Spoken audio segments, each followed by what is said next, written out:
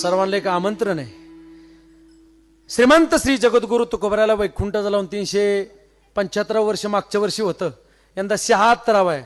माऊली महावैष्णव ज्ञानोबरायांच्या जन्मोत्सवाला 750 वर्ष होत आहेत. संत शिरोमणी ज्यांचा अभंग मी आज चिंतनाकरता घेतलाय, संत शिरोमणी नामदेव महाराज यांच्या 675व्या समाधी सोहळ्याच्या निमित्तानं, जनाबाई महाराज यांच्या 675व्या समाधी सोहळ्याच्या निमित्तानं, संत शिरोमणी सावता महाराज यांच्या 775व्या जन्मोत्सवाच्या निमित्तानं जसे संबंध महाराष्ट्रभर मोठे मोठे देखणे उत्सव झाले, बंडऱ्या डोंगराच्या पायथ्याला यंदा सुद्धा उत्सव झाला. रेटवडी ग्रामस्थांनी फार मोठं सहकार्य केलं. बरं, गावाचे उपकार आम्ही कधी विसरू शकत नाही. मायबाप पहिला उत्सव केला 375, तवाही सहकार्य केलं, यंदा केला त्यावेळेस सुद्धा सहकार्य केलं.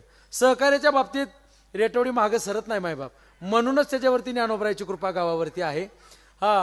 या सर्व उत्सवांची सांगता यंदा अधिक मासामध्ये पंढरपूरला होणार आहे. यंदा अधिक मास 17 मे ते 24 मे, 17 मेला येतो 2026.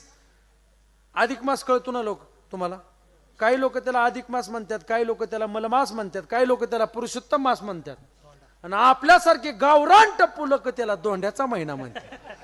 दोंड्याचा महिना म्हणजे जावयाच्या दृष्टिकोनातून वसंत ऋतूचं आगमन. आता काय बोलायचंय तुम्हाला? आता मला काय त्याचा अनुभव नाही बाबा, मी आपला पिपळा खालचा म्हणजे आहे. पण त्या दोंड्याच्या महिन्यामध्ये 17 मे ते 24 मे या कालावधीमध्ये पंढरपूरला 65 एकरामध्ये जसा बंडऱ्या डोंगराच्या पायथ्याला देखणा उत्सव झाला, तसा 2.5 ते 3 लाख लोकांचं नामदेवरायचं गाथापारायण पंढरपूरला 65 एकरामध्ये होणार आहे. सर्व रेटवडी ग्रामस्थांना माझे हात जोडून विनंती आहे, दोंड्याच्या महिन्यामध्ये उन्हाळ्यामध्ये तुम्हाला काही कामं नसतात महाराज, समजायला माझे हात जोडून विनंती, आपण सर्वांनी पारायणासाठी पंढरपूरला यायचंय. का पारायणासाठी पंढरपूरला यायचंय? इतर वेळेला पारायण केलेलं वेगळं, पण अधिक मासामध्ये दोंड्याच्या महिन्यामध्ये केलेलं पारायण वेगळं. अधिकस्य अधिकम फलम. एकदा पारायण केलं की तुम्हाला डबल पारायण केलेल्याच पुण्य लागतंय. एकदा तुम्ही अन्नदान पंढरपुरात 65 एकरात केलं अधिकात, ते 10 वेळा अन्नदान केलेल्याचं पुण्य तुम्हाला अधिकात लागतंय. त्याच्यामुळं सर्व माता माऊलीला माझी पुरुष वर्गाला हात जोडून विनंती आहे, आपली पंढरपूरला 65 एकरामध्ये राहण्याची जेवण्याची उत्तम सोय त्या ठिकाणी होणार आहे. हे आमंत्रण सोलापूर जिल्ह्याच्या तर्फे मी तुम्हाला देतोय. का बुवा सोलापूरचा आहे म्हणून देऊ राहिलो. खास तुम्हाला निमंत्रण देण्याकरताच महाराज मी आलोय.